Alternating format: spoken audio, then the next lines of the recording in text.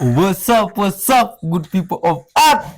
Much love and respect to yourself for clicking this video. You see here, we are all about mercy, much love and good vibes straight out of Africa with some crazy videos you don't want to miss out. Watch till the end and leave your comments. Much love to you. Tell us where you're watching from and let's dive in. One is schizophrenia. If someone comes to me and says, can you help my son? He's got schizophrenia. So my next question is, how old is he? The answer is usually, in his 30s. So my next question is, has he done recreational drugs? And I would say in 98% of cases, the answer is yes. So that tells me straight away a part of the brain has been damaged, because even schizophrenia doesn't just happen. Remember, genetics may load the gun, but it is lifestyle that pulls the trigger. And in some cases, there is a genetic link. But if that person gives their body all the conditions conducive for peak health, that schizophrenia may never manifest itself. But one of the conditions for it to be manifested is, yes, a breaking of those laws and taking in the recreational drugs. And of course, that's where it comes right in here with temperance. Exercise. What Dr. Neil Nedley does, if he gets someone severely depressed, bipolar, schizophrenia, he puts them on 7 hours of exercise a day. After 7 days, they are so improved they can go to a 1 hour a day maintenance dose or 15 minutes high-intensity interval training. That's cheap medicine, isn't it? Proper diet. Many people's brains are not working well because they haven't got that sure, steady delivery of fuel. That's that high carbohydrate, high sugar diet, up, down, up, down. Use of water. When a person is dehydration, their thoughts can start to develop into negative pathways through dehydration. Our brain's a hydroelectric system, no hydro, no electricity. Oh, what's schizophrenia? What is that? Don't know. Hey everybody, Tim Burchett just left Oversight Committee with my man Noah. Say hey Noah. We were being briefed by NASA on their 56-page. Oh ma'am, great seeing you. Thanks for what you do for us. Briefed on their report on UFO, UAP, whatever. It's 56 pages, doesn't say a whole lot. To me, it was just driving them towards us getting funding. But one thing came out, my colleague Gary Palmer asked about classified stuff at NASA, and they said, we don't have anything classified. And like, what? You don't have anything classified? I mean, satellite imagery of something, and it was very elusive. And so what I think they've done is they sent these two folks in here like the Pentagon did, and have very little knowledge of the issue, and so they can hold up their hand before Congress and swear that they know nothing about the issue and it doesn't exist. And then they went through, there was no proof, and I said, what about these Navy pilots that swear that they're, hey brother, chasing these things? We had testimony that said they did, and we have video of it, audio of them talking. And they said, I'll see you over there, Noah. Hey, how you doing? How are you? Hang on one second. So anyway, didn't get a lot from that, and I'm a little disappointed, so we're probably going to get some more people from the Pentagon in there to tell us what exactly is going on, because I'm not for giving anybody more money. I just want the truth. Oh man, oh my god. You may have seen videos of this one-of-a-kind electric vehicle flying over the beach at Pacific Air Show. But what does it look like inside? Welcome aboard the Black Fly by Opener Aero. Oh, that's amazing. WTF, I'm looking for treasure and found underground tunnels everywhere.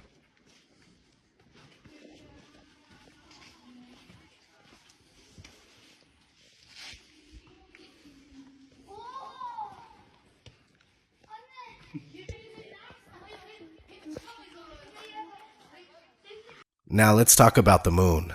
Here's a normal moon in the night sky. We are told that the moon is 238,000 miles away. The funny thing is that the Tycho crater, which is said to only be 53 miles in radius, is perfectly visible to us from Earth at this distance. So I tried to figure out a way to test if we would be able to see the Tycho crater from a distance of 238,000 miles away. I went to Google Earth and I made a 53-mile radius in Texas, as you can see here. And you can also do this yourself. Then I zoomed out as far as I could, and unfortunately it only goes to 39,000 miles away, but it still makes the point in my opinion. You can barely see the 53-mile radius from 39,000 miles away. If I were to go another 200,000 miles out, we surely would not be able to see the red circle anymore. Of course, Google Earth is complete nonsense. Let's watch a quick clip in reference to Google Earth. All right, here's what looks like an objective image of the world. This is Google Earth, and it's a circular image, so it gets around the big problem of trying to portray the world on a flat surface. Now, you have a lot of reservations, don't you, about Google Earth? Yet, to many people, it's a wonderful application. It is great technology, and that's what I first thought when I started doing the work on it. But I do now think that because of the way in which they have bought up so much of the data, which they fed into this geospatial application, is what they call it, they are monopolizing maps online. If you go online and you're using maps, you are probably using a Google map. And there's also some sort of sinister and worrying dimensions to Google, because they buy Earth Viewer, which is the application, and that is funded by the CIA. We'll know our disinformation program is complete when everything the American public believes is false. William Casey, director of the CIA in 1981. The CIA's whole purpose is to dispense propaganda and disinformation. So anyway, we were talking about the moon and how being able to see Tycho crater doesn't make sense. Now let's look at an image of the moon during the day. Now just think about this. Why would we ever see the moon during the day? I mean, if it's 238,000 miles deep into the darkness of outer space, how does it show up in our blue sky? The answer again is because it's local, just like the sun, just like the ancients depicted in their models, and just like many flat earthers propose today. To be fair, we are not sure of the exact layout and model, but we do know two things for sure. The Earth is a level plane and it doesn't move at all. Everything after that, we are still trying to figure out. How do lunar eclipses work, you ask? Well, certainly not like we are told. Man, there's a lot of questions in my head now. This guy right here wants to power the whole of Africa with a single strike of thunder, and I'm here today to ask him how. This is scientist Emma. Hi, my name is Emmanuel Obayagbona. And he believes he has a solution to Africa's energy crisis. With a single strike of lightning, we can power the whole of Africa for 5 years and 47 days. As at the time of creating this video, Nigeria and many other African countries do not have constant electricity. But this guy believes that with a single strike of lightning, the whole of Africa will be energy independent for 5 years and 47 days. Thunder comes with an average power of 20 billion watts. Right here in Nigeria, we are generating 330,000 volts. When I heard about him, I decided I want to learn more about his invention. I don't know much about electricity, but I'm sure he has a lot more to show us. I traveled for 2 days to meet scientist Emma, and I only have one question for him. How? Thunder lightning occurs in African country, and it occurs over 120 million times per annum. That means with just a strike of lightning, we can capture this a little segment of the lightning energy, harness this energy, store it, convert it from static energy to electrical energy, and then transmit it into the national grid, where the whole of Nigeria we have light. And then in other African countries where we experience more of lightning, we can now build a project there to trap this lightning, harness it, convert it, and then we'll connect it to their grid so that other African countries that experience lightning can also enjoy free electricity. Although I know nothing about electricity, but he's giving numbers and it's looking convincing, so I want to learn more. This is a blueprint on how lightning can power the whole of Africa for 5 years and 47 days. Now, this area here is the trapping zone.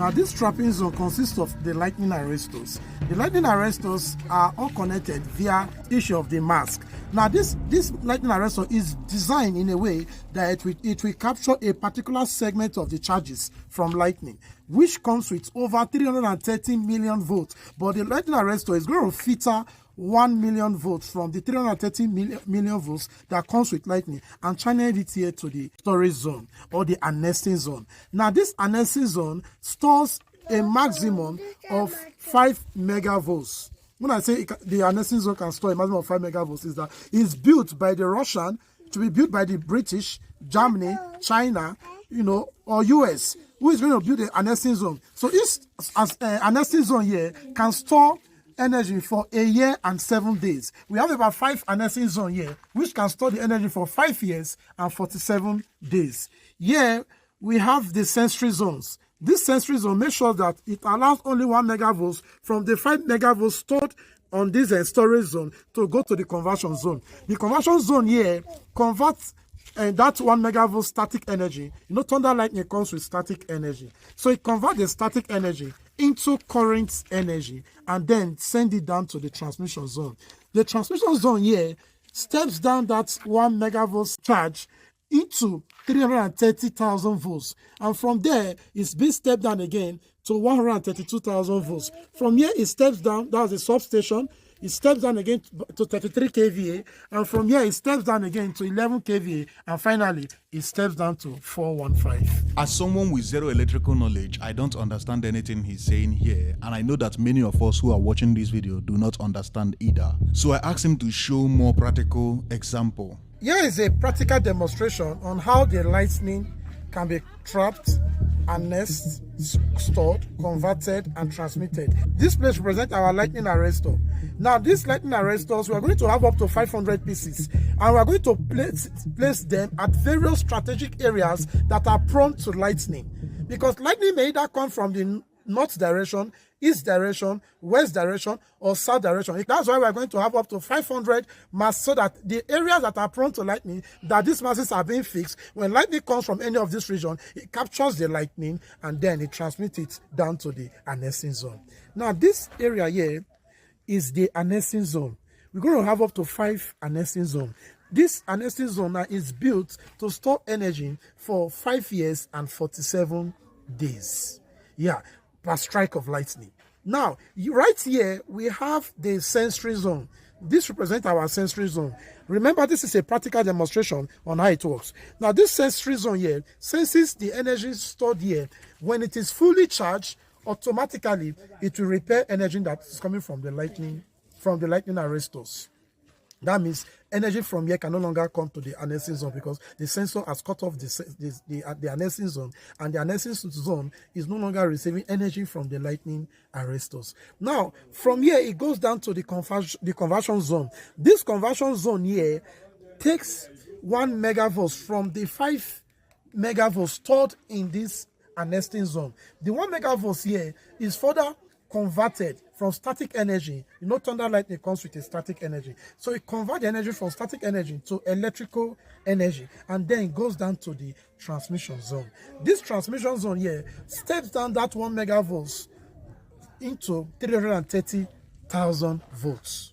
That's what Nigerian is currently generating. From the 330,000 volts, it steps down again to, from there, it can be connected to national grid, and the whole of Nigeria will have light. But we can still step down further. From there, you can step down to 132,000 volts, which is connected to substations. From there, we can still step down again to 33,000 volts. From there, we can step down to 11,000 volts. And from there, we finally step down to 415 volts. Why we are stepping down? Because we want to power homes with this energy. So from that 415 is further connected down to all these roadside transformers, which will step down the energy to 220 volts, which is now connected to domestic use, to your house, and then you begin to have light for 5 years and 30 days whenever thunder lightning strikes once. So it sounds unbelievable, right? But it's true. It will interest you to know that this guy has been featured in so many news stations and newspapers, both Nigerian and international, but until this day, nobody have looked into his inventions. Scientist Ima is a graduate of IMT Enugu, and he has passion to help Africans become energy independent. And this passion has led him to invent so many things, just like his electric bill reduction device. This other product in my hand here is called prepaid meter bill reduction device. What it does is that for prepaid meter users, it helps to reduce their electricity bill. Now, assuming you are paying much bills, for your heating element like your cooker, your heater, your kettle, your iron, your electric jug, your boiler, and so on. These things consumes our prepaid meter card faster. So with the help of this, it will help to reduce the consumption and manage your energy for you.